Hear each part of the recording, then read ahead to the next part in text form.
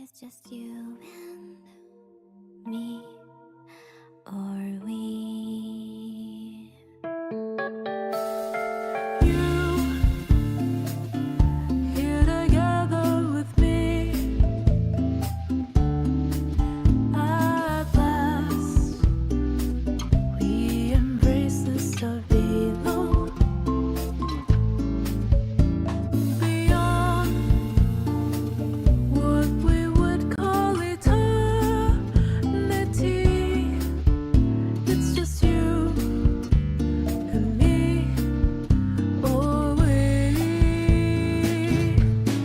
When the night starts to fall, covering us in its embrace, all our hearts will burst forth, blooming into this joyous place. But a soar along the wind to a place far beyond time won't reach. As long as you're here, all of this love will.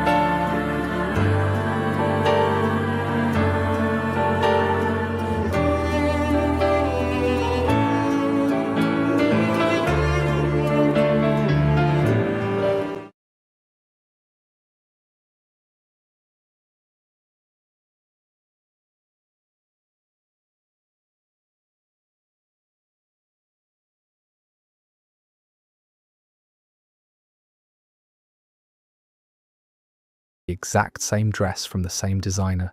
Patricia said it wouldn't be the same because mine was the original, and Jessica deserved to have something special for her big day. David was furious to have something. He told his mother that what she'd done was completely inappropriate and that she owed me an apology. Patricia's response was that she didn't understand why I was being so selfish when family should help each other, and that Jessica was going through such a hard time planning her wedding on a tight budget. The irony was incredible.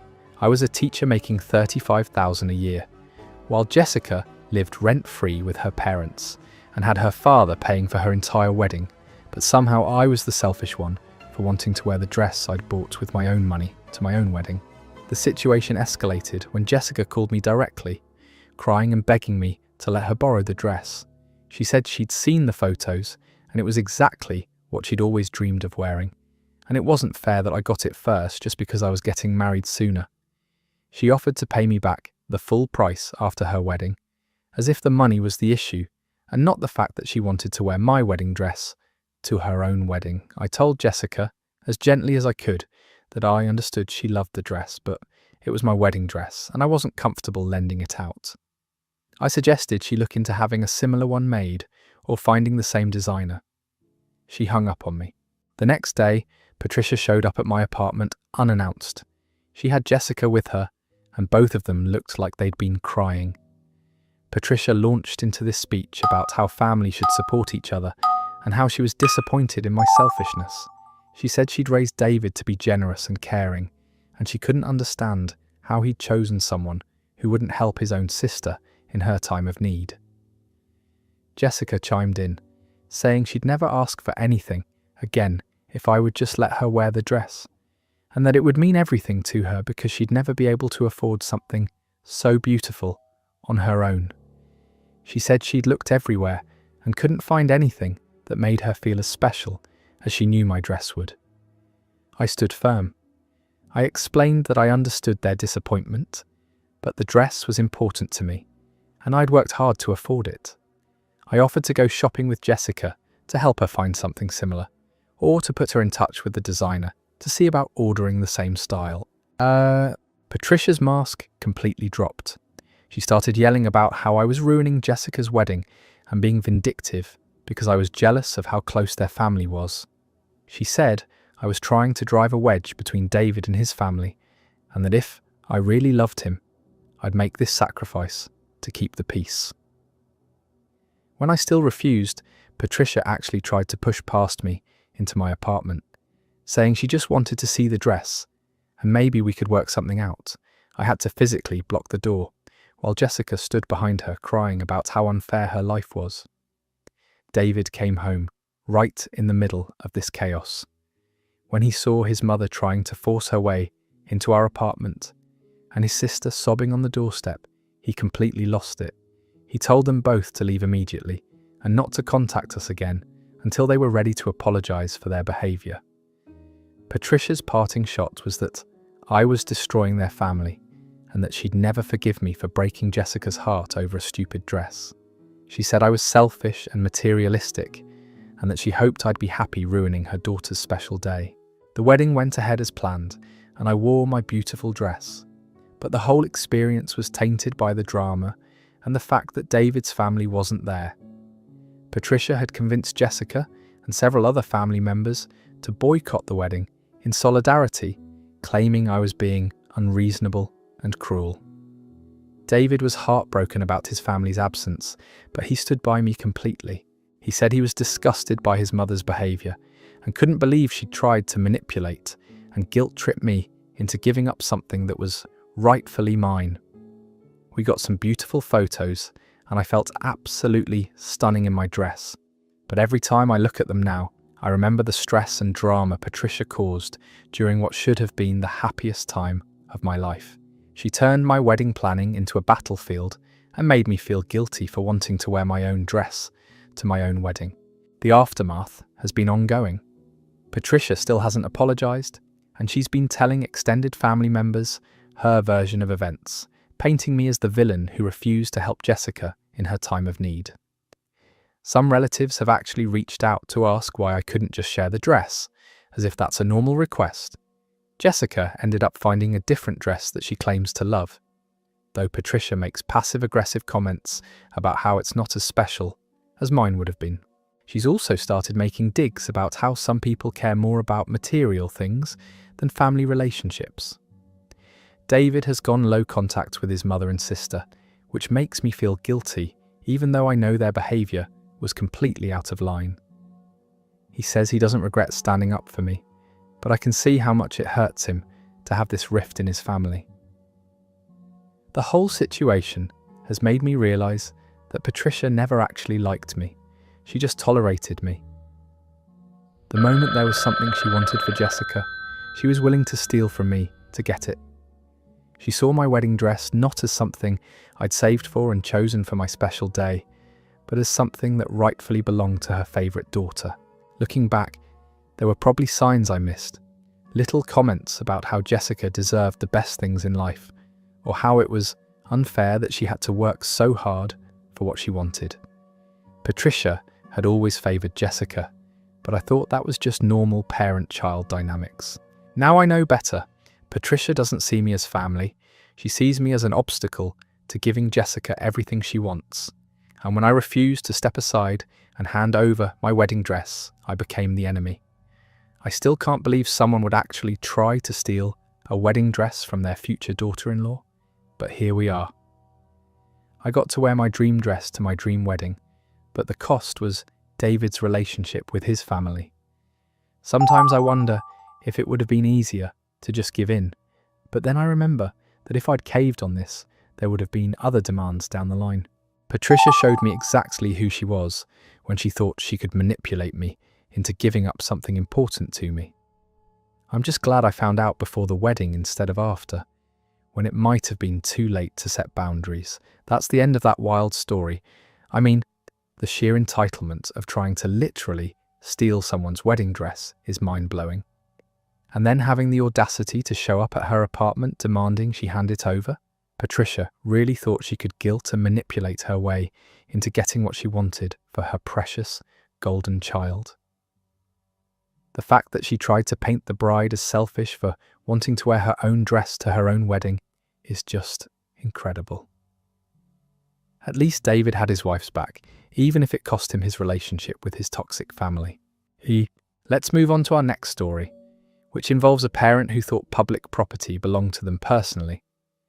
My neighbour called the police on me for using the public park because her son was playing there first. I live in a pretty quiet suburban neighbourhood where most people mind their own business and get along fine. There's a small public park at the end of our street with a playground, some benches, and a little grassy area where kids like to run around. It's nothing fancy, just your typical neighbourhood park that the city maintains. I'm a single dad to my 8-year-old daughter Lily, and we go to this park probably 3 or 4 times a week after I get home from work. It's our routine. She loves the swings and I can sit on a bench and decompress from the day while keeping an eye on her. We've been doing this for about 2 years since we moved to the neighbourhood, and it's never been an issue. The problem started about 3 months ago when new neighbours moved into the house directly across from the park. The family has a son who looks to be around Lily's age, maybe a little older, and from day one his mother seemed to think she owned the entire park. The first incident happened on a Tuesday evening. Lily and I arrived at the park around 5:30, which is our usual time. There was one other kid there, the new neighbour's son, playing on the monkey bars while his mother sat on a bench scrolling through her phone. No big deal, the park is public and there's plenty of room for everyone. Lily went straight for the swings like she always does, and I settled onto my usual bench with a book. We'd been there maybe 10 minutes when the woman approached me. She was probably in her early 30s, well dressed in that aggressive suburban mum way, and she had this fake smile that immediately put me on edge. She introduced herself as Monica and said her son Trevor was really enjoying having the park to himself for his after-school playtime. Then she asked if maybe we could come back later, since Trevor got overwhelmed when there were too many kids around, and this was his special time to decompress. I was honestly taken aback. I politely explained that this was a public park, and we came here every day at this time as part of our routine. I said there was plenty of space for both kids to play without bothering each other, and that Lily was really looking forward to her swing time. Monica's smile got tighter, and she said she understood my position, but hoped I could be flexible since Trevor had special needs and required a predictable environment. She suggested maybe we could work out a schedule so both kids could enjoy the park without conflicts. Now, I'm not unsympathetic to kids with special needs, but this was a public park, not her backyard. I told Monica that while I respected her concerns about her son, I wasn't willing to avoid a public space during our established routine. I suggested that if Trevor needed a more controlled environment, maybe they could visit during less popular times or look into private play areas. Monica's fake friendliness evaporated instantly. She said I was being incredibly selfish and inconsiderate, and that clearly I didn't understand what it was like to have a child with challenges. She said she'd hoped we could work something out, like reasonable adults, but apparently I wasn't interested in being part of a community. I tried to stay calm and reiterated that the park was public property and we had every right to be there. Monica huffed and walked back to her bench, but she kept shooting me dirty looks and whispering to her son while pointing in our direction. Lily noticed the tension and asked why the lady seemed upset. I just told her some people have strong opinions about sharing, and we continued with our normal park visit. But I could feel Monica watching us the entire time, and it made the whole experience uncomfortable. The next day, Monica was there again when we arrived. This time she didn't approach me directly, but she made a big show of telling Trevor loudly that some people don't care about children with autism and that he'd have to try extra hard to ignore the distractions. She kept using phrases like inconsiderate neighbours and selfish parents while staring directly at me. I decided to ignore her passive-aggressive commentary and focus on Lily, who was happily playing and oblivious to the adult drama. But Monica ramped up her behaviour over the next few weeks. She started arriving at the park earlier and earlier, clearly trying to establish some kind of territorial claim. She'd spread out blankets and toys across multiple benches and play areas, then act annoyed when other kids wanted to use equipment that was technically in Trevor's space. So here, she brought a portable speaker and played children's music loudly, saying it helped Trevor focus, but obviously trying to make the park less appealing for other families. The situation escalated when Monica started recruiting other parents to her cause. She'd approach anyone who came to the park with kids and launch into a sob story about how Trevor needed special accommodations and how one particular family was making things difficult for everyone. Most parents saw through her manipulation and either ignored her or politely declined to get involved. But she did manage to win over a few people who didn't know the full situation. Suddenly I was getting dirty looks from parents I'd never even spoken to, and I heard whispers about the mean dad who wouldn't let the autistic kid play in peace. The breaking point came on a Friday evening 3 weeks ago. Lily and I arrived at the park to find Monica had set up an elaborate birthday party setup with balloons, streamers, and a folding table covered with presents. She'd essentially claimed the entire central area of the park for her son's celebration. I wouldn't have minded if she'd mentioned it beforehand or put up a sign, but she'd never said anything about a party. Lily was disappointed because the decorations blocked access to her favourite climbing structure, but I figured we'd just use the swings and let them have their celebration. That's when Monica marched over and informed me that the park was reserved for Trevor's birthday party and we needed to leave. I explained that public parks don't take reservations and we were happy to share the space, but we weren't leaving. Monica completely lost it. She started screaming about how I was ruining her son's special day, and how could I be so cruel to a child with disabilities. She said I was harassing her family and making Trevor feel unwelcome in his own neighbourhood. Other party guests were staring, and I felt terrible that this confrontation was happening in front of all these kids. I tried to de-escalate by offering to stick to one corner of the park so we wouldn't interfere with their party, but Monica was beyond reason. She pulled out her phone and started recording me, saying she was documenting my harassment for the police. She was yelling about how I was trespassing on reserved space and refusing to leave when asked by the party organiser. At that point, I decided it wasn't worth the drama, especially with Lily getting upset by all the shouting. We left the park and went for ice cream instead, but I was furious about being bullied out of a public space by someone who thought she could claim it as her own. I thought that would be the end of it, but Monica apparently wasn't satisfied with just driving us away from the party. The next Monday, when we arrived for our usual park visit, she was waiting for us with her phone already recording. She announced loudly that she was documenting continued harassment and that she'd already filed complaints with the neighbourhood association and the city parks department. She said I was targeting her family because of her son's disability and creating a hostile environment. I told her calmly that we were just here to use the park like any other family and that I had no interest in bothering her or her son. But Monica kept following us around with her phone, narrating about how I was violating their space and making threatening gestures. Lily was getting scared and confused by this woman's behaviour, so I decided we needed to leave again. But as we were walking away, Monica called the police. 20 minutes later, while Lily and I were at home having dinner, there was a knock on our door. 2 officers were standing on my porch looking slightly embarrassed but professional. They explained that they'd received a complaint about harassment at the neighbourhood park and needed to get my side of the story. I invited them in and explained the entire situation from the beginning, including Monica's attempts to claim the public park as private space for her son and her escalating harassment of other families who dared to use it during her preferred times. The officers listened patiently and took notes, but I could tell they thought the complaint was frivolous.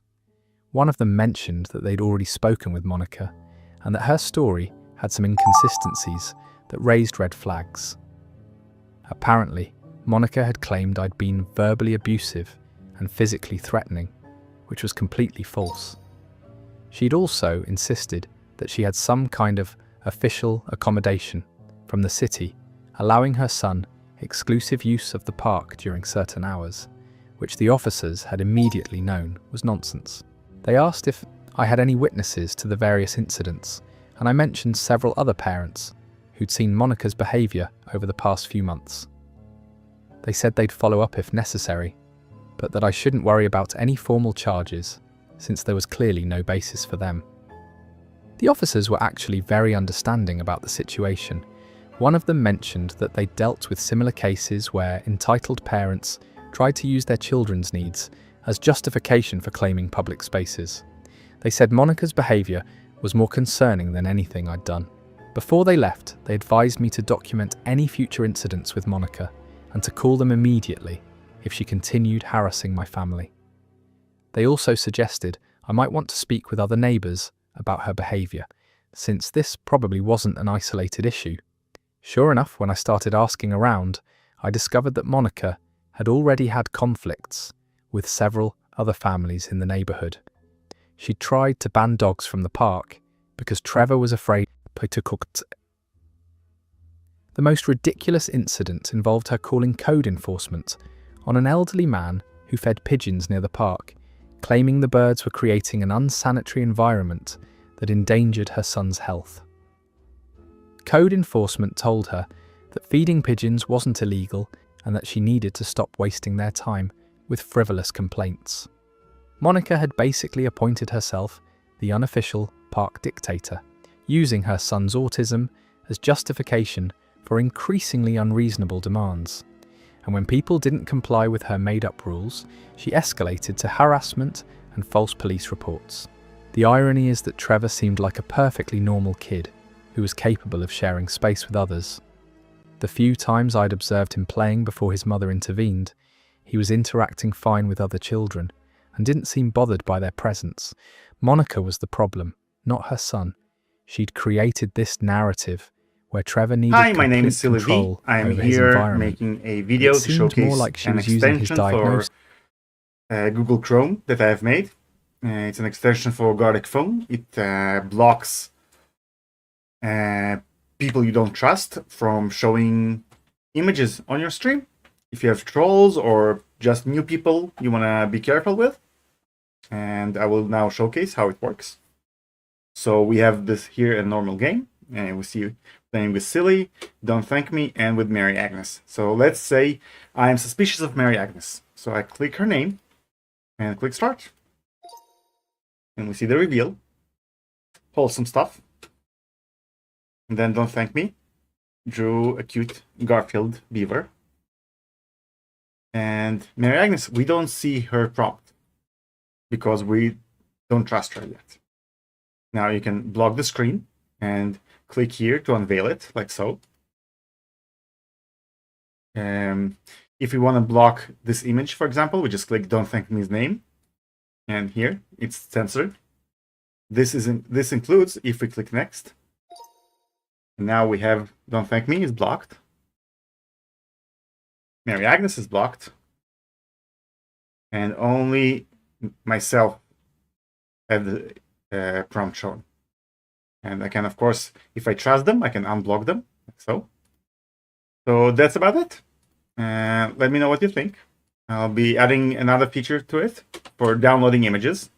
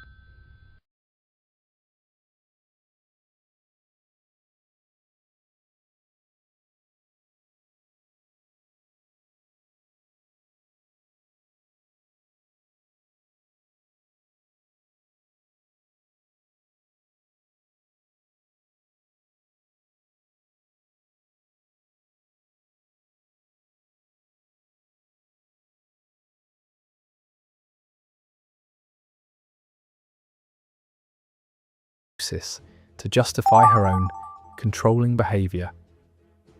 After the police visit, I decided to be more proactive about the situation.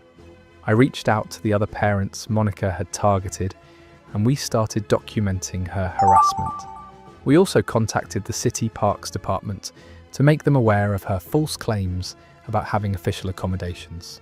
The Parks Department was very helpful and confirmed that no such accommodations existed. They also said they'd received several complaints about Monica's behaviour and were considering issuing her a warning about misusing public facilities. Last week, Monica tried her recording routine again when we visited the park, but this time I was ready for her. I started recording too, and I calmly stated that we were using a public park during open hours and had every right to be there. Monica realised that her intimidation tactics weren't working anymore and that she was now being documented as well. She tried to continue her harassment routine, but it fell flat when she knew it was all being captured on video. She finally gave up and left the park with Trevor, muttering about how the neighbourhood had gone downhill since certain people moved in. I think she realised that her reign of terror over the local park was coming to an end. Since then, we've been able to enjoy our normal park visits without incident.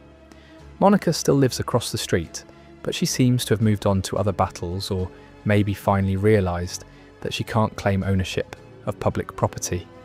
The whole experience taught me that sometimes you have to stand up to bullies, even when they try to hide behind sympathetic circumstances. Monica was using her son's autism as a weapon to get her way, which is actually pretty harmful to families who genuinely need accommodations and support. I feel bad that Trevor got caught up in his mother's drama, but hopefully he'll learn better ways to interact with the community as he gets older.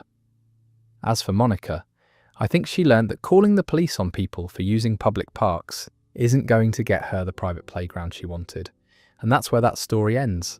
The entitlement here is just staggering. Imagine thinking you can call dibs on a public park and then actually calling the police when other families dare to use it.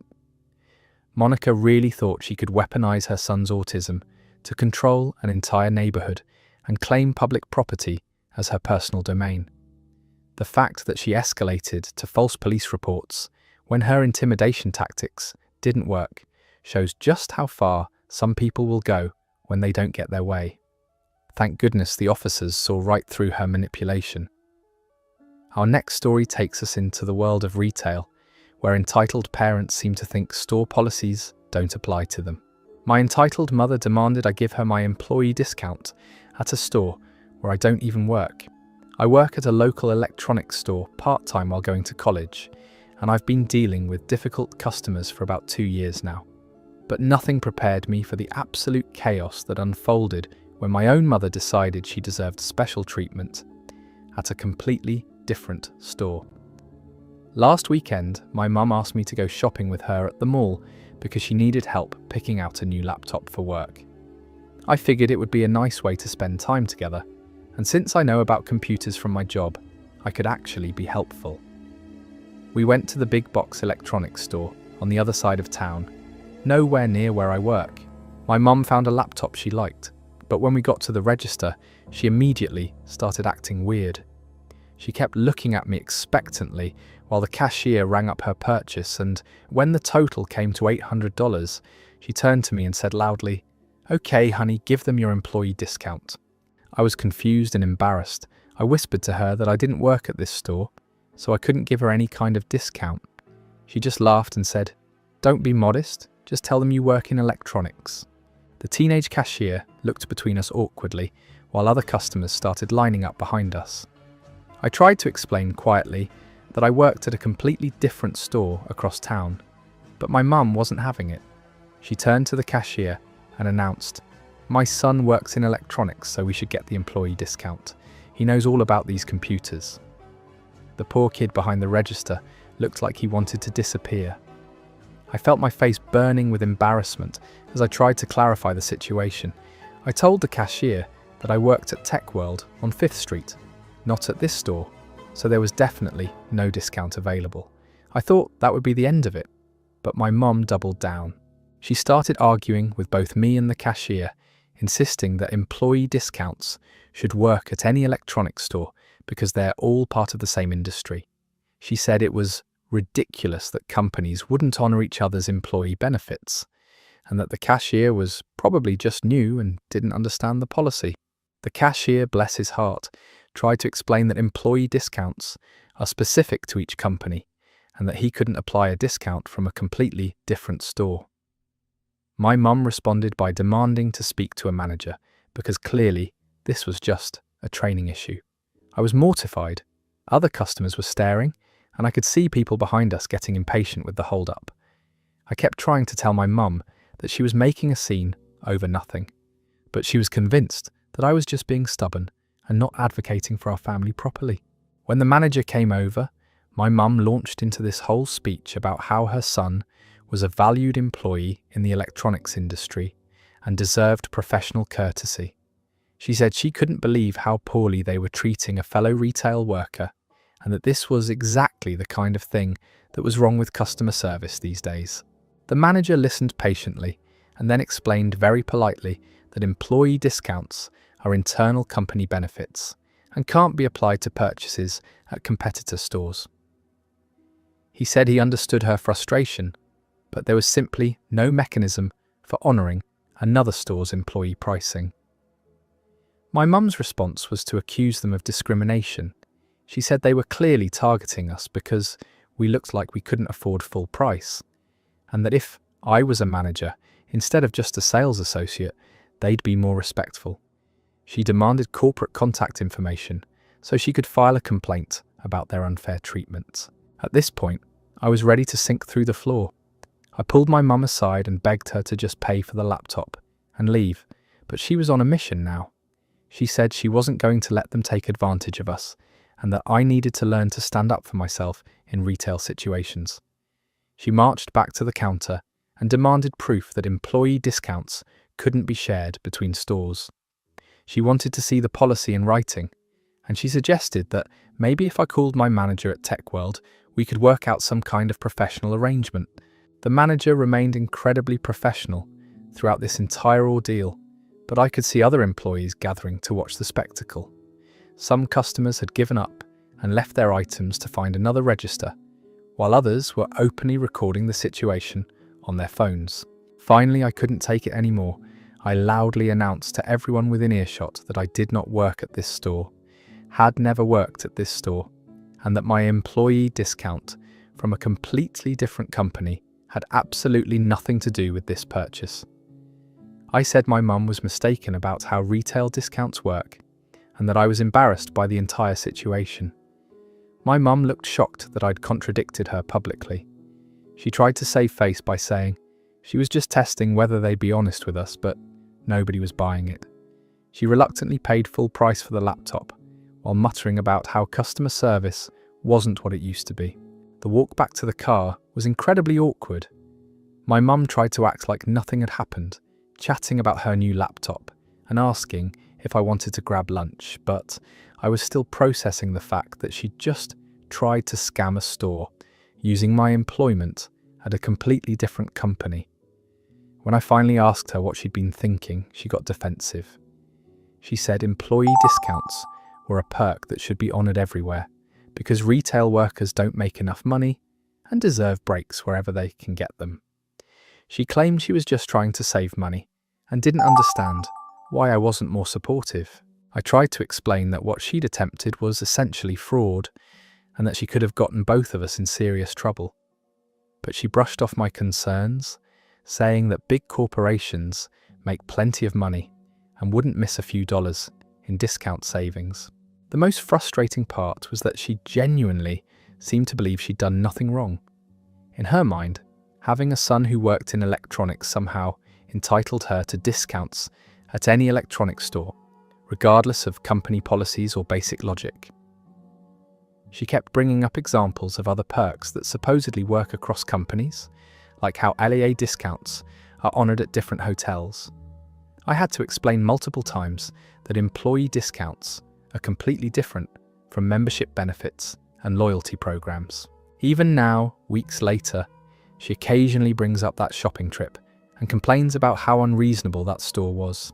She's convinced they lost a customer for life over their inflexible discount policy, and she's told several family members about our terrible experience there. The worst part is that she started asking me about employee discounts at other stores where I don't work.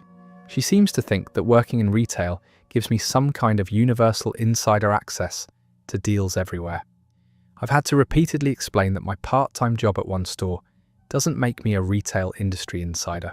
Last week she asked if my employee discount would work at the grocery store where my cousin works, because surely family connections should count for something.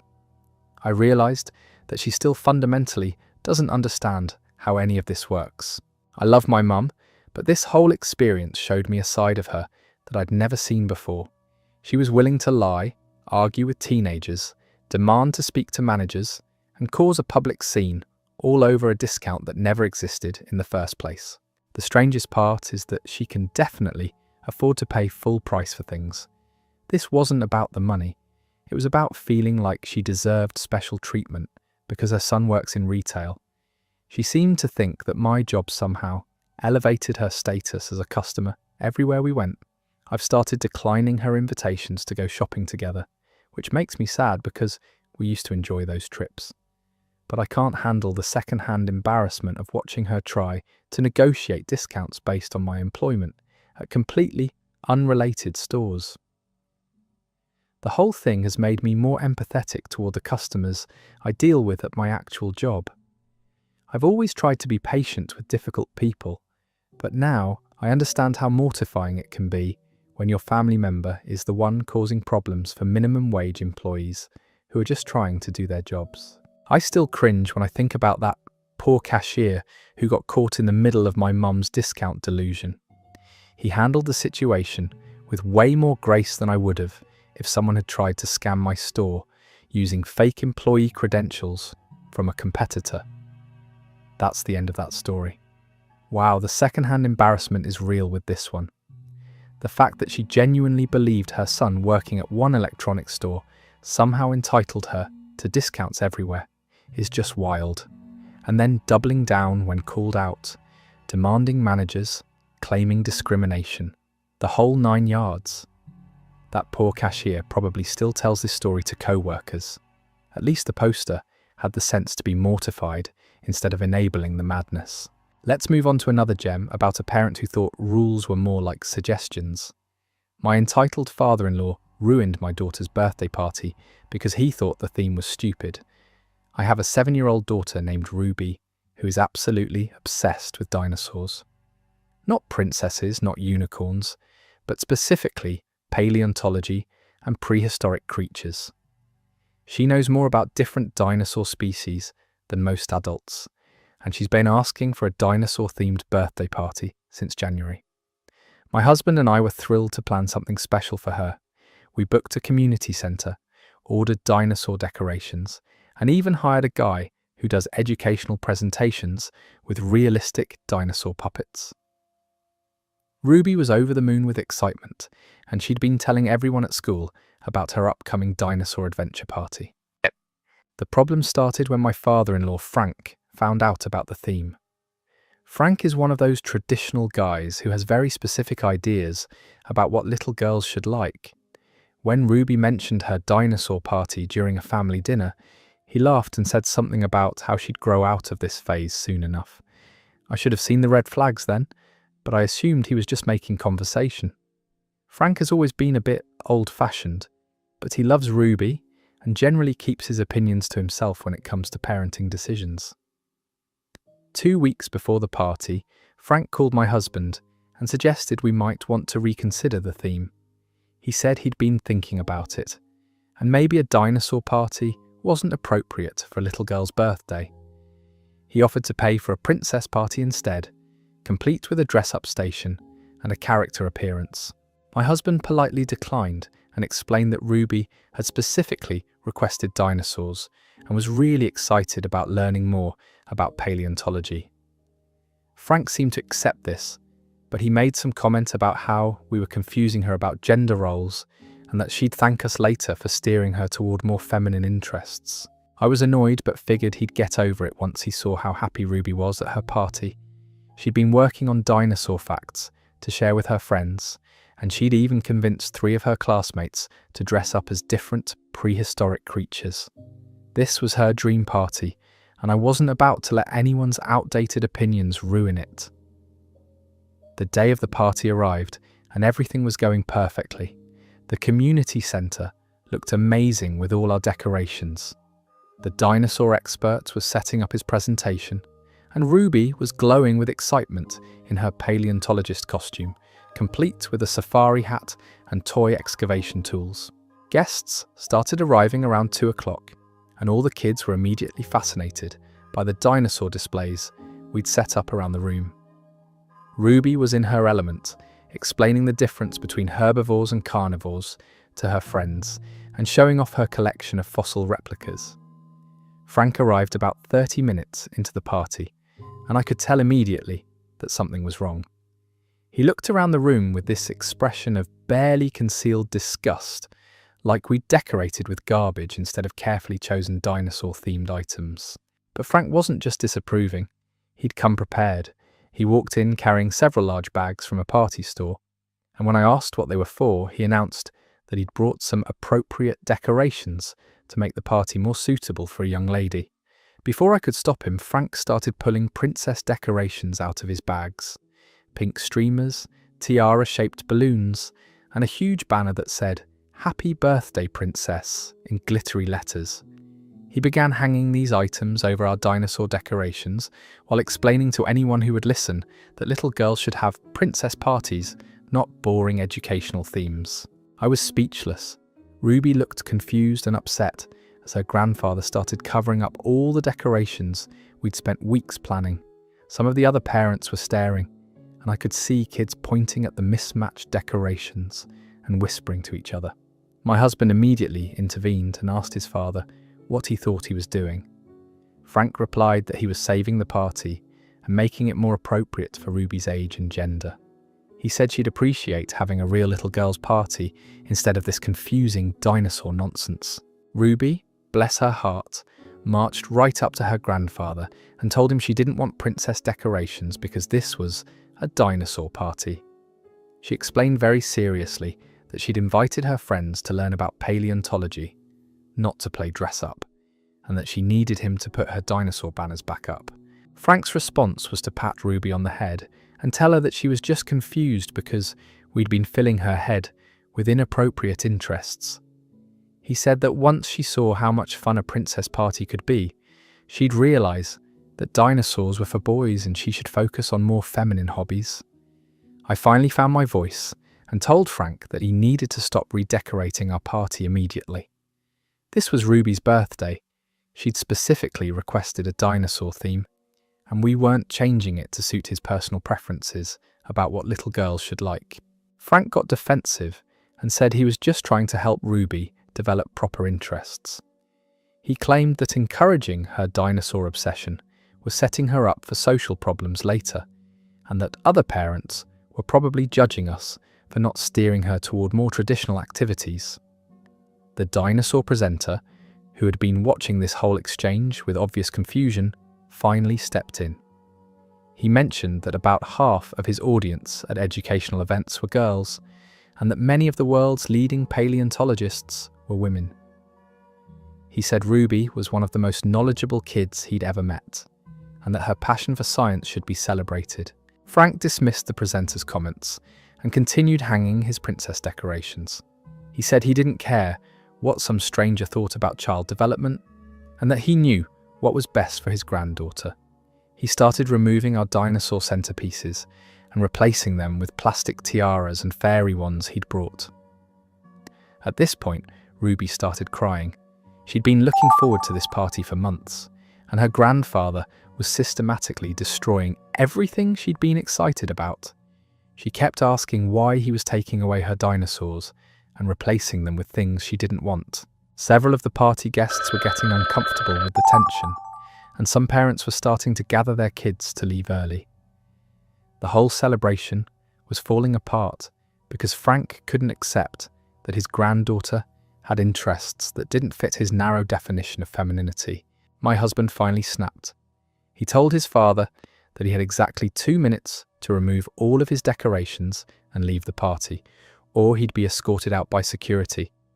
Frank acted shocked that his son would speak to him that way, especially in front of all these people. Frank tried to rally support from the other parents, explaining that he was just trying to make the party more appropriate, and that surely they understood his concerns about gender-appropriate activities. Most of the adults just stared at him in disbelief, and one mum actually told him that his behaviour was completely inappropriate. When Frank realised that nobody was going to back him up, he got angry. He started ranting about how we were ruining Ruby's childhood by encouraging her unnatural interests, and that she'd grow up confused about her identity because we wouldn't guide her toward proper feminine activities. He said he was trying to save her from becoming one of those weird girls who couldn't relate to other children, and that we'd thank him someday when she developed normal interests instead of this dinosaur obsession that was obviously just a phase we were indulging too much. The final straw came when Frank grabbed Ruby's fossil collection from the display table and announced that he was taking it home until she was old enough to appreciate more appropriate toys. Ruby absolutely lost it, sobbing that those were her special rocks and that she needed them for her presentation. That's when my husband physically removed his father from the party. He took the fossils back, handed them to Ruby, and told Frank that he was no longer welcome at family events until he could learn to respect his granddaughter's interests and our parenting decisions.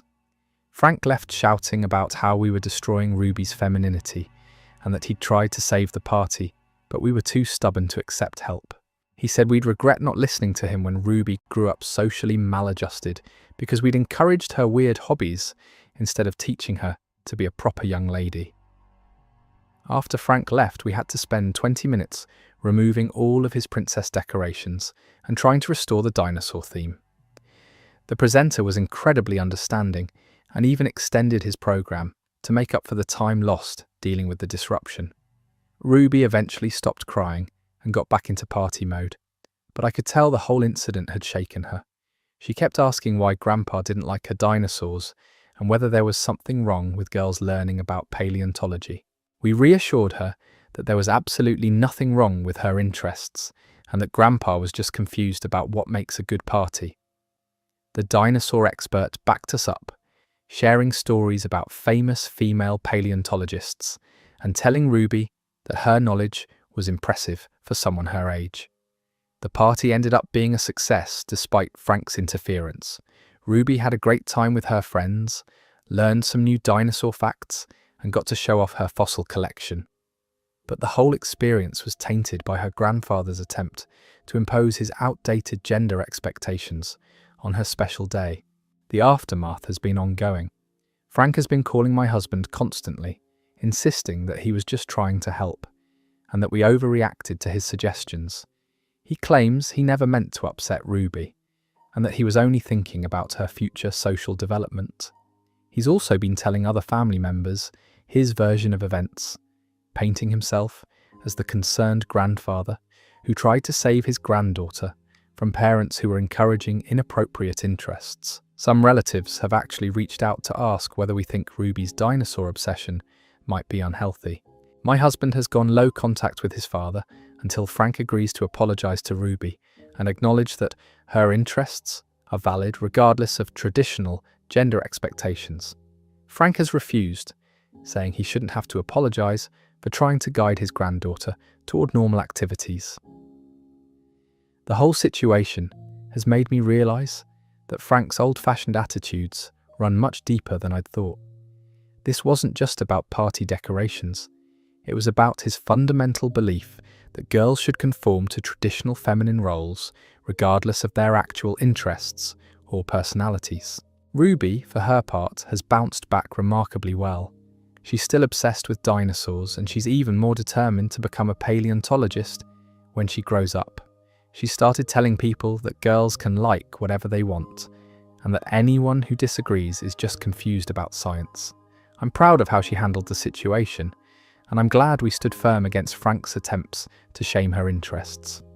But I'm also sad that her 7th birthday will always be remembered as the day her grandfather tried to force her to be someone she's not. The experience has strengthened my resolve to support Ruby's passions, whatever they may be. If she wants to study dinosaurs, we'll encourage her scientific curiosity. If she decides tomorrow that she loves princesses, we'll support that too. But we'll never let anyone make her feel ashamed for being interested in things that don't fit traditional gender stereotypes. Frank may never understand that his granddaughter's happiness matters more than his outdated opinions about what little girls should like. But Ruby will grow up knowing that her family supports her dreams, and that's what really matters. That's where this story comes to an end. This one hits differently because it's a family member actively sabotaging a child's joy. Frank literally showed up with bags of princess decorations to override a 7-year-old's carefully planned dinosaur party. The image of him ripping down dinosaur banners while Ruby cries is just heartbreaking. And then trying to steal her fossil collection? Thank goodness her parents stood their ground and kicked him out before he could do more damage. If you enjoyed this batch of stories and want to see more, feel free to hit that subscribe button for more, as I read stories just like this every day. Other than that, take care and see you tomorrow.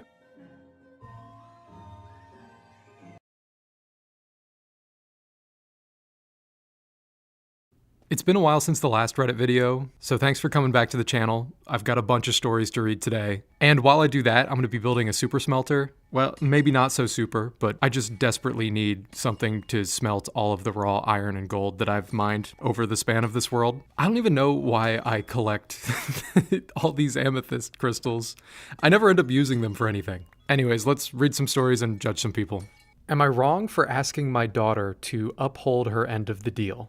This poster writes, honestly, I don't even feel that this situation needs to be on Reddit, but my daughter, husband, and many of my family members are calling me an asshole, and I'm really not sure anymore. For context, 4 years ago, when my daughter was 12, she desperately wanted a pool.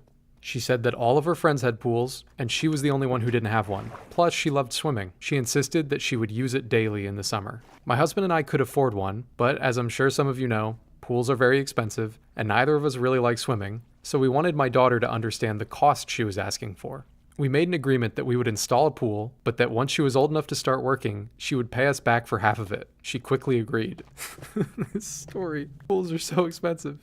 Well, flash forward to now. She's 16 and just got her first job, and now she wants to save up for a prom dress she really likes. I reminded her of our agreement about the pool, and she no longer wants to uphold her end of the agreement. I insisted, threatening to take away her phone and car privileges if she doesn't pay her father and I back. Now she won't speak to me. My husband is agreeing with her, saying that we can't have honestly expected a 12-year-old to keep her end of the agreement. For me, this isn't about the money. It's about teaching my young daughter the right morals to live with. I don't want her to think she can just go around making deals for her benefit and then just not upholding them. Am I the asshole? Yes, you are absolutely the asshole. This story is cracking me up. I completely understand. It's important to teach your kids the value of keeping your word and the value of money, but this is just way too much. You don't, like a 12-year-old is not going to understand entering into a long-term agreement for thousands of dollars. It's just not going to have a concept of the kind of deal that she's entering into. It's like somehow incredibly predatory on the mom's part. I'm glad that at least the husband has some sense and is like, yeah, no, it's no problem. Like, of course, our 12-year-old daughter wasn't going to know the meaning of what buying a pool looks like and like how much of a financial impact that would be. Like having the daughter to agree to pay for half of the pool? How much do pools cost? I don't know how much pools cost. I just assume they cost a lot of money. $35,000? What the fuck?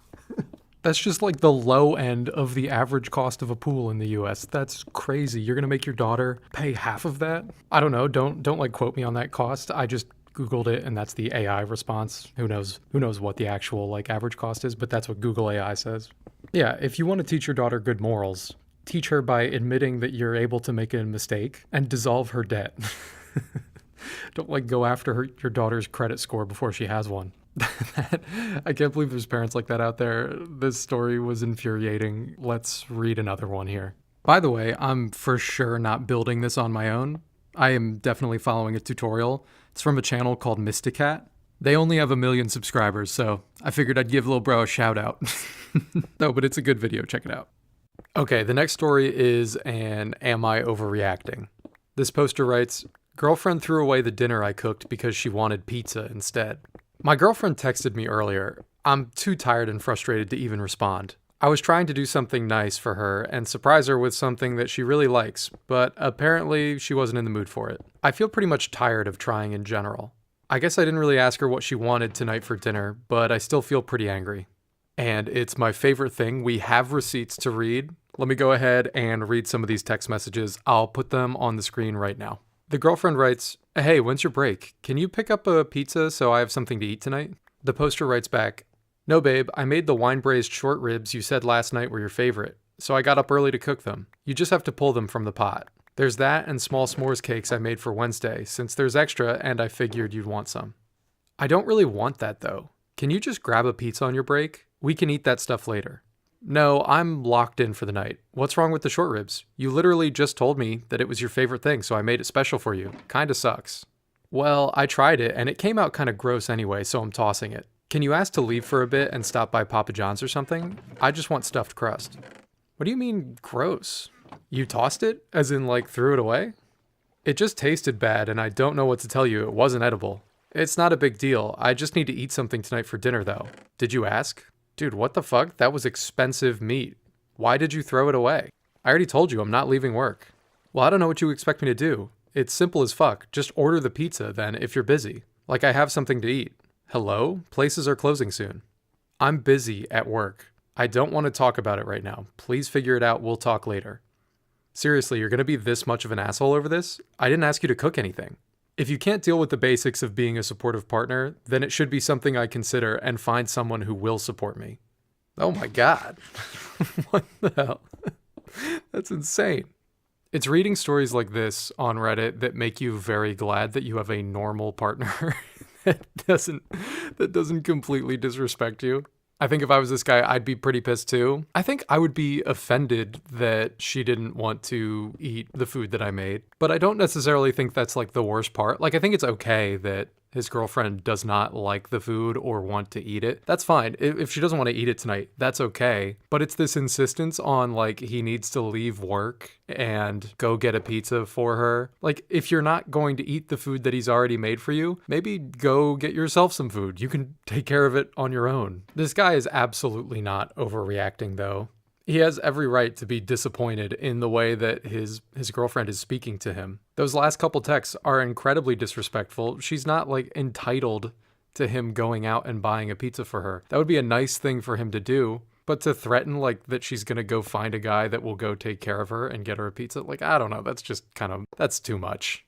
Anybody who's threatening to break up with you over little things like this is a red flag, in my opinion. Although I don't think that's that controversial. This is making my blood boil though. This guy's not overreacting. Let's read another story. Okay, this is a really quick one, but I thought it was kind of funny because it's almost like the other it's almost like the other side of that last story. We'll just read it really quick here. Am I overreacting? Boyfriend said I overreacted when I refused to eat this fully cooked chicken. He said that since it was in the grill, it's 100% cooked, and that I'm overreacting for refusing to eat it. He also said it tastes fine and that the texture was a bit weird, but the taste is fine. Oh, and that I'm picky because I won't eat it anymore?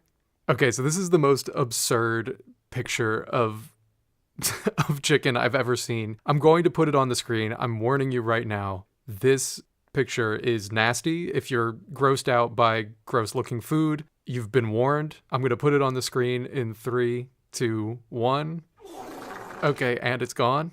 I mean, that picture, that chicken is absolutely disgusting looking. I would not eat that. You're literally putting yourself in danger if you eat that. So no, this person is not overreacting.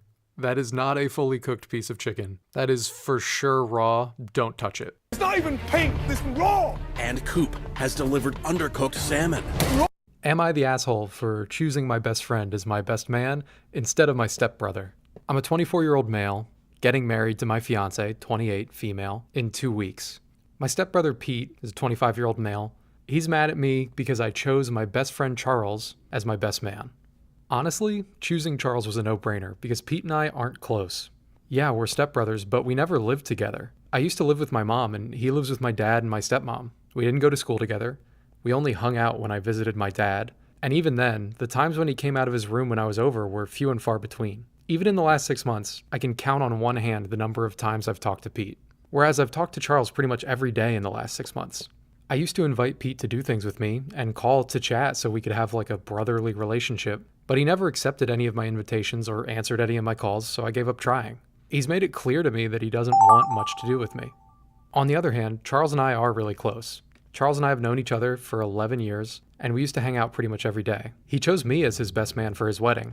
He's like an older brother to me. I've gone to him for advice, and I've been there for him when he needs me. If I'm being completely honest, I see Charles as the older brother, while I don't see Pete as a brother at all, or even a stepbrother, just the son of a woman my dad married. Nothing against Pete. He seems like a decent guy, and was, and still is, invited to the wedding.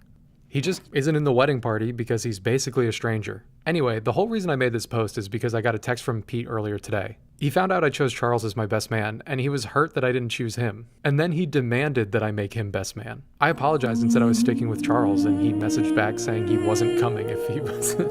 And he messaged back saying he wasn't coming if he wasn't my best man. I apologized and said I was sticking with Charles. Around half an hour after that, I got a call from my stepmom. She went off on me for not choosing Pete as my best man. She said I should have chosen him because we're brothers. She ended her rant by saying she wasn't coming if Pete wasn't going to be my best man, then hung up. Shortly after that, I got a text from my dad saying I should just make Pete my best man to keep the peace. Now there's this little voice in the back of my head that's wondering if I should just make Pete my best man. Am I the asshole for choosing my best friend instead of my stepbrother? This is just so dumb to me. Like, obviously, this poster should just pick his best friend as best man. He already picked him. He already picked his best friend as his best man. Just keep it that way. Like, kind of, who cares if your stepbrother doesn't come? If he's gonna whine and complain that much. It's so important that your best man or bridesmaid is someone who cares about you deeply and that you care about deeply. It's an important role in the wedding. The best man is making sure things go right, organizing a lot of stuff to make sure that the day goes smoothly, to keep a lot of stress off of you. And if you have somebody that doesn't really give a shit about you in that position, like, I don't know, you just can't trust them. It is crazy how the clout chasers come out of the woodwork once best man starts getting thrown around. Like, this poster's stepbrother is just in it for the title of best man. He just wants the clout. And so no, this guy should just hold his ground. If his stepbrother and stepmom don't come to his wedding because he didn't pick his stepbrother as his best man, they weren't meant to be at that wedding in the first place. This story makes my blood boil. Let's go ahead and move to another story. I hope this guy just takes his best friend as his best man. All right, nice. The iron's going into the hopper. That's a good sign. Let's make sure we have fuel. All right, the moment of truth. Let's see if this works. Yes, we have an automatic smelter. It's actually so satisfying when you get a machine working. I could just sit here and watch this all day. And now we're going to attempt to make it look pretty. I don't have any ideas for this, so it's going to be a lot of trial and error, but I'm going to try and use this color palette. Let's get back to reading here. All right, here's the next story. Told my wife that she couldn't do it without me. Turns out she can. The guy who's posting this is a 34-year-old male, and his wife that he's referencing is a 35-year-old female. My wife and I don't fight much, and when we do fight, we usually communicate well afterwards, and things go back to normal. I brag to my friends about how reasonable my wife is, and her ability to communicate and empathize is something I deeply admire. She doesn't hold grudges. She talks me through my rough times, until now. Due to a fire, my wife is out of work, but still earning her salary. We decided she would stay home with our young son while out of work. She doesn't love child rearing, which is something we knew going into having kids. Honestly, it's hard to tell. She's a great mom. Present and loving, even when she's struggling inside. I give my wife a lot of breaks. We co-parent, split bedtime routines with our 2 kids. We both pull our weight.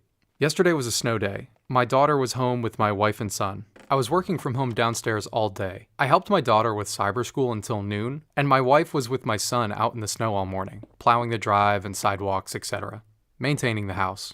My daughter joined them, and from the sound of things and some videos, she brought her friends over for playing and some hot chocolate. I worked until around 5 o'clock, and when I went upstairs, it was chaos. My wife was doing laundry and helping my daughter, who fell and hurt herself on the ice. She sent home the friends and we had dinner. I did the cleanup, and right after finishing, keep in mind I've been downstairs working all day, not even a bathroom break or anything. I go into the playroom and my wife approaches me. It goes like this. She says, "Hey, can I go lay down for a bit?" I say, "I haven't gone to the bathroom all day and I put cookies in the oven." I'll admit, I made a face when I said that. And I could tell that I messed up just by the face that she gave me. She said, "Fine, never mind, forget I asked. Heaven forbid." Now I'm sensing some attitude and I know I've misstepped here, so I say, "No, it's fine, I'll take care of it all. Go take a break." To my complete shock, in front of our kids, who I admit aren't paying us much attention, but are still close, my wife says, "I said never fucking mind. I've been running around on my feet all day, watching our kids and other people's kids, and heaven fucking forbid I ask for 20 minutes to myself." I again say, "Go take a break, I told you it was fine." But she's clearly lost her marbles and is seeing red. She starts cleaning up and helping with the kids, and I do too. I tried to overcompensate, but she took over caring for them. In the hall, I said, "I think you forget I work all day." And she viciously says, "Thanks for reminding me, I almost forgot." I feel like an ass. I get that she works hard caring for the kids, but I work hard too. I think not having her job and escape is making her reaction to this fight worse. She texted me the next day with her usual communication. She expressed how upset that she was with my behavior and the way that I acted towards her. She said she was feeding and taking care of 6 kids all day in the snow alone and still cleaned the entire house and deep cleaned our craft room. I explained that I'm stressed out from work and that I didn't know why she was upset, since I offered her a break. But she said, "I don't want your pity breaks." She ended it with, "Thanks for the apology, by the way." Which, yeah, I didn't exactly apologize, but for what? And then she asked me for the number of my daughter's piano teacher. The piano teacher is the only activity that I manage for the kids. I found out later that my wife texted the piano teacher telling the piano teacher that now any communication should go through her instead of me. Normally, my wife would text me asking if I can get my daughter from dance on my way home yesterday. I do this every week. I didn't hear anything when I got home. I found out my wife had dropped off and picked her up. I confronted my wife with, "I am very present with the children. Do not make me out to be an absent father." My wife responded with, "If I didn't manage and ask you for help, you'd see them a quarter of the time that you do now. And I'm done managing you." I get it. I should have just smiled and agreed when she asked me for help, but this is extreme. She's having a fit and trying to ice me out of the relationship with my kids. It's so petty. It's like I don't even know this woman. Gone is the reasonable, level-headed communicator. So if you've made it this far, thank you, and please tell me if I'm wrong here. There are a lot of comments on this post tearing this guy to shreds. and there's some subsequent updates that I'm going to read, but I'll just jump in really quick to say here that I think communication in a relationship is really tough, and both of these parents are clearly working really hard. The guy's working hard at his job. The mom is really stressed out. She's lost her job, and now she's, kind of solo raising these kids. Both parents have the right to be stressed out, but I think it's better in a relationship that when one person is asking for help, to just give them the help. Don't complain about how tired you are. Just help your partner. You're both raising these kids together. You're trying to have this family function. Just help each other where you can. This poster's wife is clearly making a lot of concessions to help him out. And I think he needs to do a better job of realizing that, which you can tell in his tone in this post that he knows that he's done something wrong and he sort of just needs to come around and see that. But let's read these updates here and see how this ends. The poster added a couple comments that were saying that they were talking about this whole fight and they were going to therapy, him and his wife.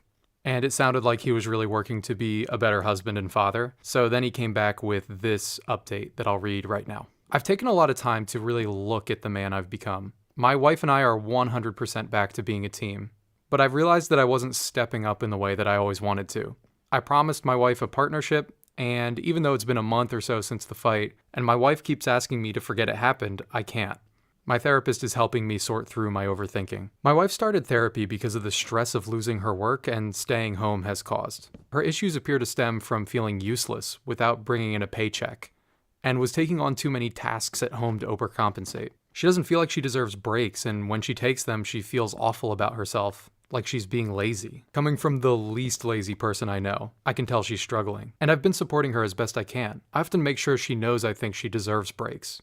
So when I see her hyper-fixating on cleaning the floorboards, I intervene gently by reminding her that this doesn't need doing right now, but that I will finish it for her while she does me a favor and takes a little break. Sometimes it works, and other times she tells me to stop fussing and let her do her work. And I do. It's been working well, and I don't mind the extra work for the peace of mind it offers me. My wife is my everything, and her happiness is paramount. My kids are mostly clueless to all this. We don't involve them. And I must say, I made a throwaway comment about my wife not loving child rearing, and received a lot of nasty comments about not having kids we don't want. I'm weary to dignify this with a response, but I will say that what I meant was that we agreed before having children that my wife would not be the sole support system for them, and that she would never feel obligated to quit working. My wife is fiercely independent due to her past, and leave it safely if she ever needed to. That trauma is hers, and I won't touch more on it. She should be an independent person. I'd want the same for my kids. So that's basically it. I've been taking on the role as primary parent. I get my kids to daycare, school, and home, and my wife helps half the time. It's now my responsibility to see who is doing what and coordinate things. I can't do it all in my head like her, but I have a chart that's been helping. She rebelled at first, but gave up the reins surprisingly easily. Thanks, guys, and I'm sorry it's not more dramatic. I really like this story because it's not sensational or anything. It's just two people that were having some communication issues in their relationship, and it's just them sorting it out in a mature way. It's hard to find stories on the internet here that aren't just people blowing things way out of proportion. Also, the poster, who everybody was just like, yeah, you're the asshole, man. he like ended up working really hard to become a better father and husband, and that's great. Great moral to the story. I don't know, this one is just two people that are trying to be better humans for each other, and I find it weirdly refreshing. Let's go ahead and read another story. Am I the asshole for banning my wife's Disney divorce friends' plugins from our house? That's a bit of a mouthful. This poster writes, my wife's friend Melissa, 49, female, is staying with us for a few weeks while she sorts her life out. We have a large home and are very happy to have house guests. She's leaving her husband after 25 years of marriage because she wants to move to LA and work at Disneyland. This sounds like the plot of a bad sitcom, but I'm afraid it's real. Both she and her husband are equally culpable for the failure of their marriage, and really bring out the worst in one another. Their relationship has been in a state for as long as I've known them. The problem is that Melissa showed up with an arsenal of room scents and sprays and plugins. The smell of her scents have completely taken over the hallway, the family bathroom, my office, and even down 2 flights of stairs into the living room. It's strong, it's nasty, and it's made and smells like all of the chemicals that we avoid. Melissa is genuinely lovely and in a vulnerable spot, and I don't want to make her feel unwelcome, but it's our house, and this is something that we've been intentional about. However, outside of our own personal feelings about plugins, it feels really strange to stay in someone else's home and decide to bring your own plugins and scents to totally change the smell of the house. I mentioned how strong the smell was, assuming it was room spray, and how it was overtaking every room, and she said, yeah, the plugins are pretty strong. I was so shocked that I asked her to remove them. I opened up with a sensitive ask. Hey, those room sprays are pretty strong. Would you mind keeping the door closed if you're using them? And then spiraled a bit when I heard her say that they're plugins, plural. My wife told me I was being an asshole for making Melissa feel uncomfortable when she's been going through a lot, and that if I didn't like it, I should have just spoken to my wife about it first. I was incredulous that she thought it was okay for her to change the scent of our house. Am I the asshole, like my wife says? I feel pretty justified in my complaint. This guy adds a couple edits for context, so I'm just going to go ahead and read those really quick here. To address some frequently asked questions. The plugins are already gone. The conversation pivoted from, could you please keep the door closed when you spray the room, to, can you please remove the plugins? Melissa apologized and removed them immediately. I also spotted, after writing this post, that the intake vent for the central air was about 12 feet from where one of the plugins was. This explains how the whole house got gunked up so quickly. The smell still hasn't gone away after 24 hours. In the part of the conversation where the plugins were revealed, my wife informs me that my facial expressions were all over the place, a mix of shock and disgust. I maintained a friendly but firm tone when I asked her to remove them, and explained my reasoning clearly. I capped the conversation by saying I hated the smell of them, which was unkind and deeply unhelpful. In my defense, I do hate the smell, and I was so thoroughly flabbergasted that an adult would think this was okay to do that I made an unguarded comment. This poster wrote Disney divorce in the title of their post like it's a term that I should know, like it's a thing. Are Disney divorces a thing? Are people really breaking up their marriage of 25 years to go move across the country and work in Disneyland? Is that a thing?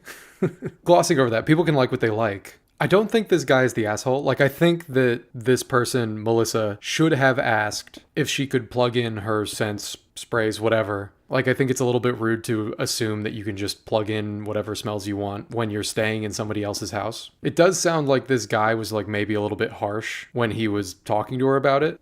Like ending the conversation with, "You hate the smell of her scents." He's right. It is unhelpful, and he realizes that. So I don't think this guy is like actually an asshole. I think maybe he just came off like one. I think it might be good for this guy to just go to Melissa and say, "Hey, thanks for removing the scents. I apologize for being such a dick about it." That might be a good way to smooth this over. No, of course not. Why would I think observers were going to work here? Okay, thank God it works. I will never tell you how much time I just spent figuring out this lighting system. I am just going to cut all of the trial and error, and you'll never know. I'm going to the grave with it. Let's just read something and forget that this happened. Am I overreacting for being mad my friend charged me for dinner at her place? I was in the area the other night and decided to drop by my friend's place unannounced, just to say hi. We've been close friends for a long time, so I didn't feel like it was a big deal. She had just finished making dinner, and the whole place smelled amazing, so naturally I said, "That smells good." She offered me a plate, and I figured why not. I wasn't planning on eating there, but since she offered, I said yes. Honestly, if she hadn't, I would have been totally fine just hanging out while she ate. We sat down, had dinner, and the night felt super normal. We talked, caught up, nothing felt out of the ordinary. Then the next day, I got a Venmo request from her for $12. At first I laughed because I thought it was a joke, but it turns out she was dead serious. She told me groceries are expensive now, which I get, but it still felt really weird to basically get billed for a casual dinner at a friend's house. It caught me totally off guard, and now I'm wondering if I'm making a big deal out of nothing, or if it really is out of line to charge a friend like that. I'm honestly a bit torn on this one. I'm not quite sure whose side to be on.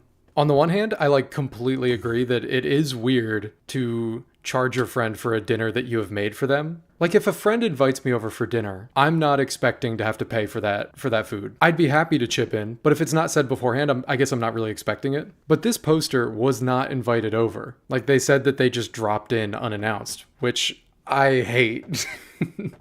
You got to tell me if you're coming over. I think it's really rude to just drop by. Maybe you feel differently, but I'm uncomfortable with that. I love my friends and I'm always happy to see them, but if one came over right now, while I'm recording this video, I'd be upset. I'm trying to be productive and do my own thing here. So I think this poster's friend maybe is just upset with the poster because she had to split a dinner with someone who she intended not to share with. And I think that's not unreasonable. I think if I were the friend in this situation, I probably would not have charged for the meal that I shared. It's fine, whatever. My friend dropped in and I fed them. That's great. We caught up. We had a good time. I'm not going to charge for the meal. I think it's still a little weird, but it's fine. It's nice that this poster loves their friendship so much that they feel they can just drop in unannounced. That's great and that's a nice thought, but it's so easy to just text and be like, "Hey, I'm in town. I'm nearby. Can I come over and hang out for a bit?" It's so easy to just let them know. But also saying out loud, "That smells good," it's kind of implying that you want to eat or that you want some of the food. So maybe the friend felt obligated to feed the poster when they said that. I don't know. This post is bending my mind into a pretzel. I don't know who to agree with. I don't know. I think they're both wrong, but maybe the friend is less wrong. I don't know. I guess I'm probably wrong. Tell me what you think about this one. Let's read another story that isn't so confusing to me. All right, I think we can call this done for now. I know it looks out of place, but I think as the cave comes together, we'll be able to fit it in a bit more. But I'm very happy that we got this at least sort of done. And now I want to do some scavenging in the end for more elytra and loot and stuff. So we're going to do that for the rest of the video. Prepare yourself for some incredibly mediocre gameplay. I really hope that you don't come to this channel for the Minecraft combat skills. All right, we have another one here. This one's an Am I the Asshole? Am I the asshole for making my girlfriend stop coming over in the mornings after my mom's friend complained about her showering? My girlfriend works 12-hour overnight shifts, 7 p.m. to 7 a.m. After work, she sometimes comes over to my place to shower and sleep. She usually arrives around 8:15 a.m., takes a quick shower by 8:30, and then crashes for the day. Here's where the issue comes in. My mom's long-term friend, who rents the basement, complained that the sound of the shower at 8:30 a.m. woke him up. My mom passed that complaint along to me and asked if my girlfriend could avoid showering until everyone is awake. I told my girlfriend, and she felt uncomfortable continuing to come over, understandably in my opinion. After working all night, the last thing she wants to do is feel like she's disturbing people just by taking a basic shower before bed. So she decided to not come over in the mornings anymore. She didn't cause drama or make a scene, just quietly adjusted. I later told my mom what my girlfriend decided, and she got upset, not because of the shower, but because my girlfriend chose to stop coming over in the mornings. My mom insists that that wasn't her intention. But from our perspective, asking someone not to take a shower after a night shift pretty clearly sends the message that your presence is disruptive. For context, I also pay rent in this house. My mom's friend has lived there for years and pays rent too. We all share the space. It's not like my girlfriend was being loud or unreasonable for taking just a 5 to 10 minute shower in the morning. It seems pretty standard. Now my mom's upset with me, but I feel like I handled it fairly. I passed the message along, my girlfriend made a calm and mature decision, and now somehow I'm caught in the middle. Am I the asshole for not pushing back harder on the complaint, or for letting my girlfriend decide to stop coming over in the mornings? The commenters on Reddit seem to think that everyone sucks in this post. Like, there are some people even saying that the poster sucks because he should have defended his girlfriend more to his mom and not made his girlfriend feel bad, which I guess I kinda get, but I think that the person that really sucks here is the basement dweller. Like, taking a shower at 8:30 in the morning is not an early shower. Like, that's a very normal time to take a shower.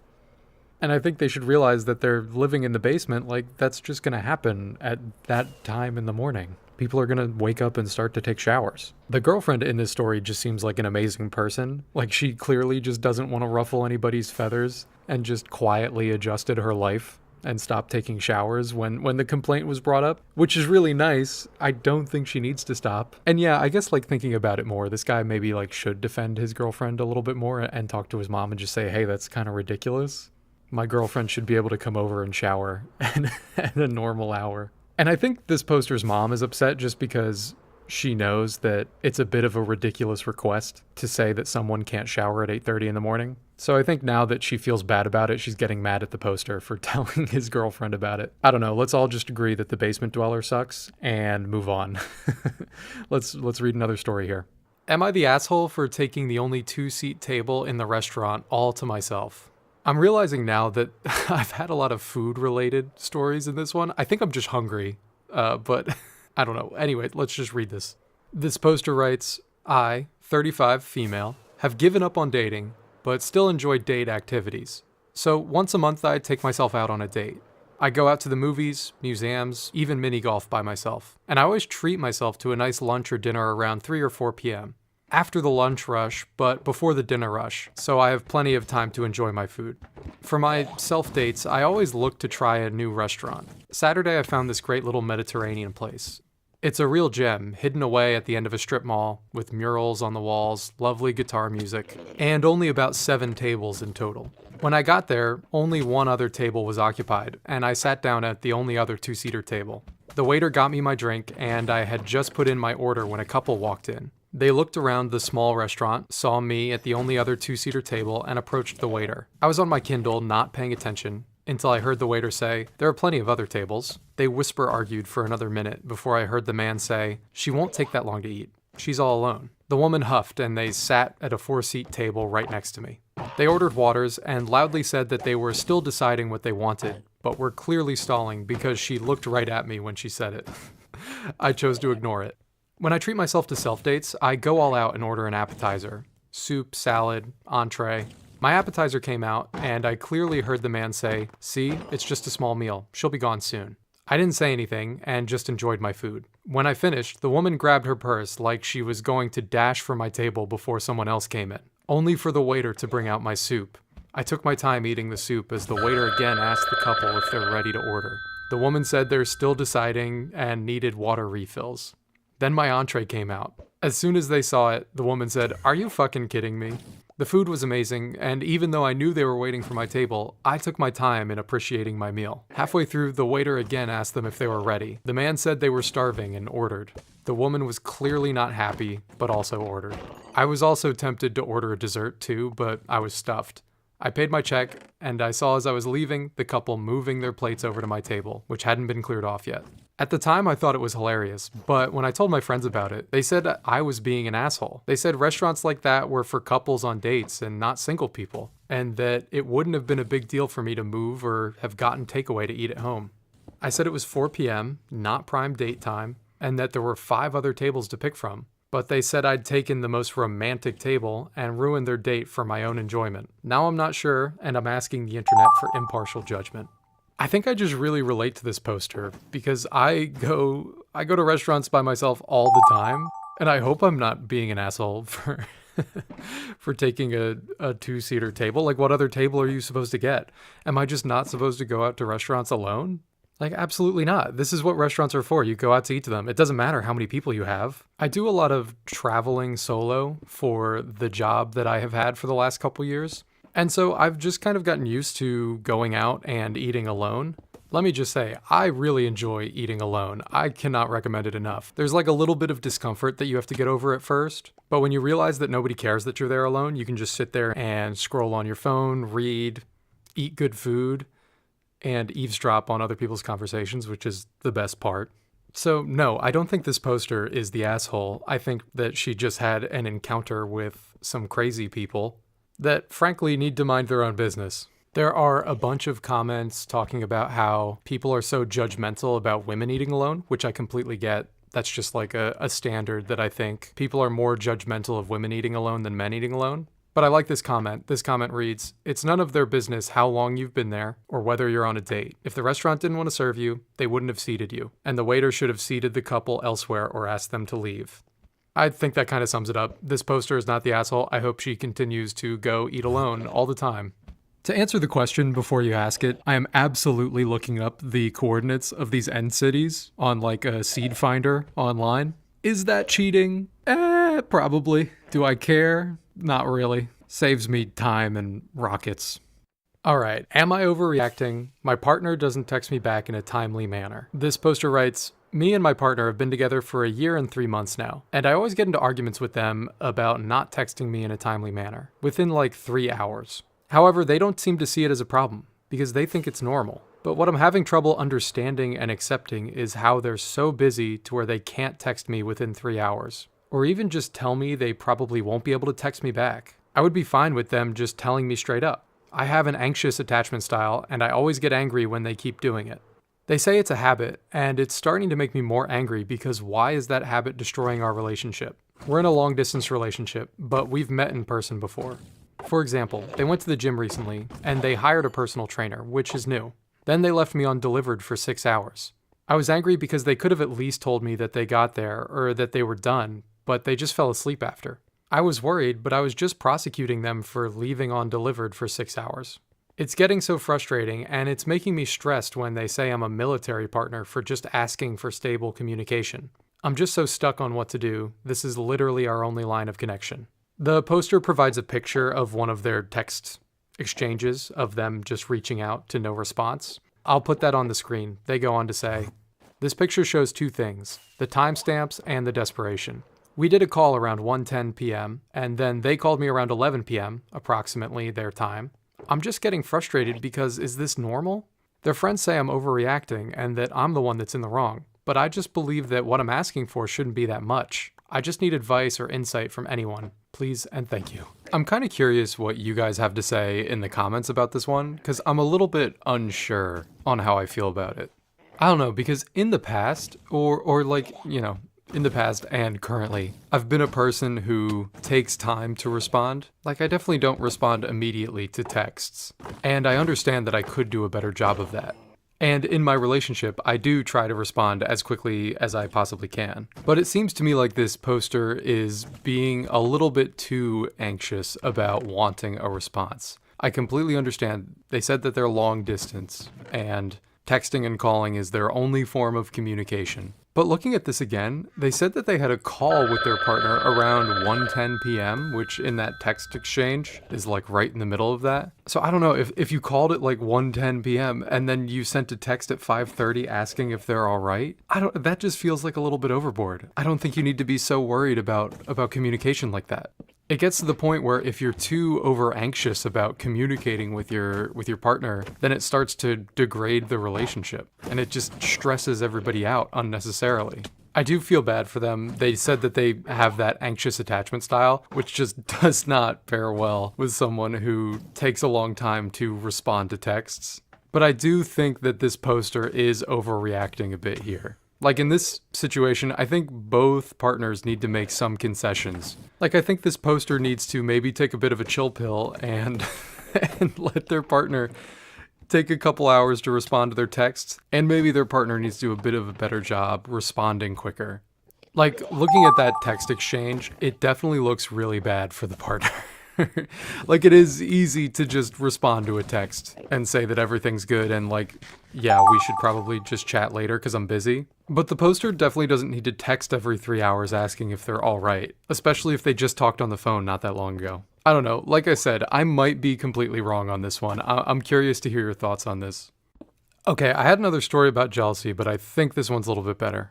Explaining to my husband why his coworker has a crush on him. This poster writes, "My husband and I are both 35, and we've been together for 7 years, married for 5. My husband grew up as a nerd and overweight.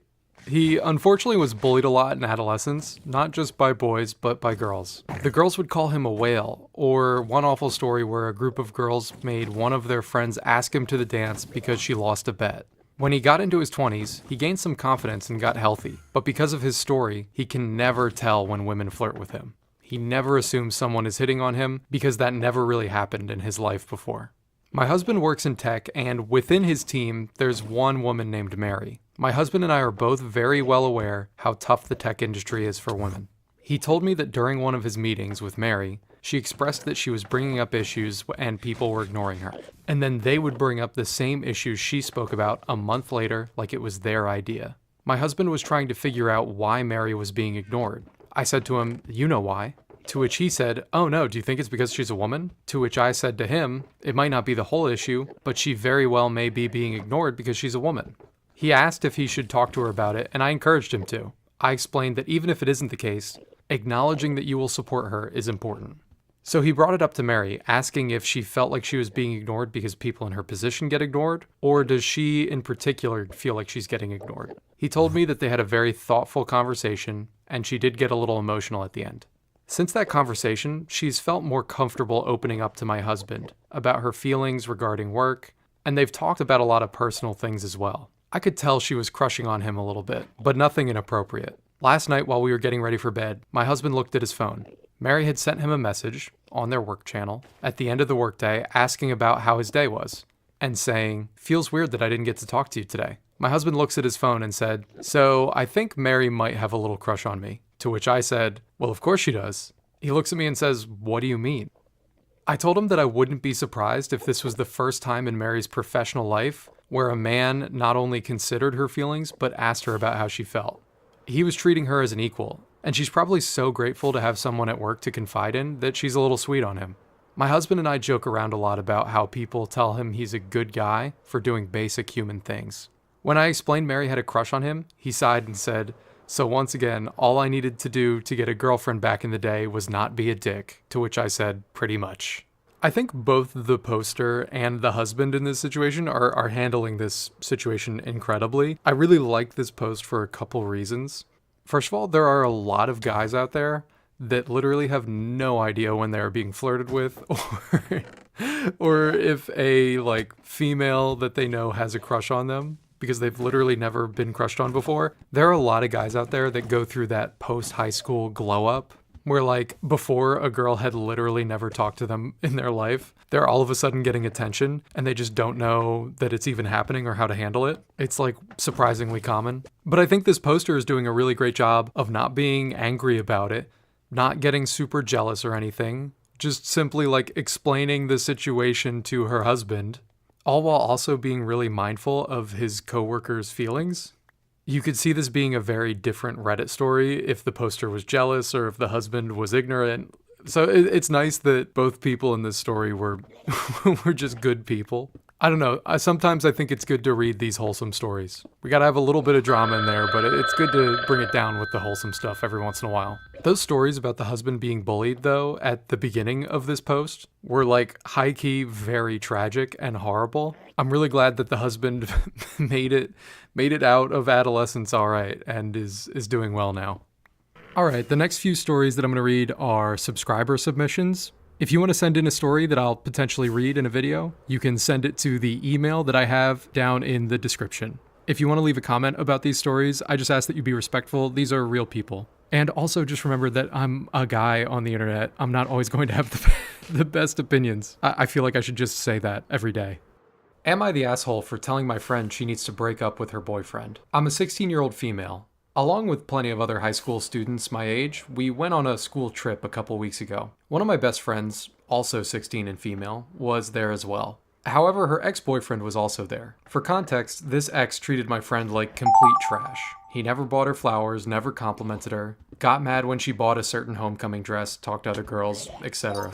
Recently, she just got a new boyfriend who treats her amazing and doesn't question her worth. I've always been supportive of her and was beyond happy to see her in a relationship that she was happy in. However, during the trip, she realized that she was still in love with her ex-boyfriend and decided to talk to him. They got on good terms again and began socializing as friends.